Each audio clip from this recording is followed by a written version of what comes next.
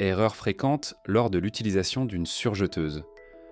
L'une des erreurs les plus fréquentes survient lorsque l'utilisateur tire excessivement sur le tissu ou sur les fils pendant la couture.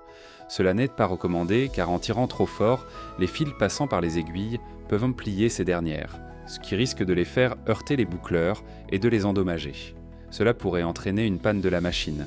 Recommandation. Si vous devez déplacer légèrement le tissu ou les fils, guidez-les simplement avec douceur. Ne tirez jamais brusquement sur le tissu ou sur les fils vers l'arrière. Vous pouvez accompagner le tissu en le poussant légèrement par l'avant, mais sans jamais tirer dessus. À la fin de la couture, n'importe, il ne faut pas non plus tirer fortement sur la chaîne de fil formée. Dirigez-la simplement avec douceur. La surjeteuse forme automatiquement des boucles de fil, même avec le pied de biche relevé, afin d'éviter que la chaîne ne frotte contre la semelle du pied de biche. Dans cette position, en guidant simplement la chaîne, les boucles se formeront correctement. Ensuite, vous devez diriger la chaîne vers la lame pour la couper. Sauterez aussi au contrôle avant de commencer dès la couture. Avant de démarrer le travail, il est important d'inspecter visuellement tous les points d'enfilage, afin de s'assurer qu'aucune boucle ou enchevêtrement ne s'est formé sur le parcours du fil.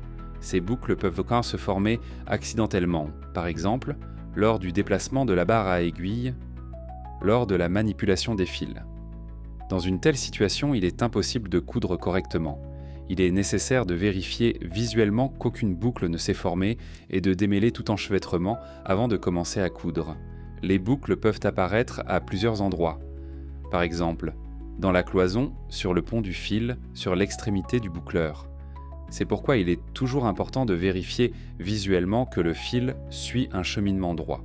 Encore une fois, cela permet d'éviter les tensions excessives et, par conséquent, des problèmes comme une aiguille tordue ou cassée. En ce type de couture de tissus épais, précaution à prendre. Lors de la couture de tissus volumineux, il est particulièrement important de suivre ces recommandations. 1. Commencez avec le pied de biche relevé. 2.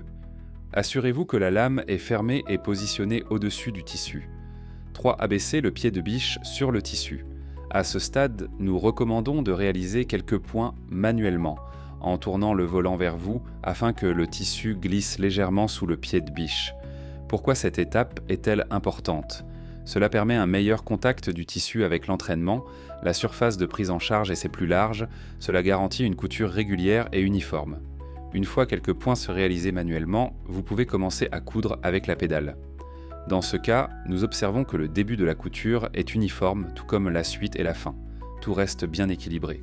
Grâce à une correction des boucles lâches dans la couture. Si vous remarquez des boucles lâches dans la couture, la première chose à faire est d'ajuster la largeur de coupe. Dans ce cas-là, le réglage se trouve à gauche. Nous augmentons simplement la largeur de 2 mm en la portant à 6 mm. Ensuite, nous réalisons une couture avec les mêmes réglages, mais avec la largeur de coupe modifiée. Le résultat de notre correction est visible. La couture est au rang désormais aussi proche que possible du bord.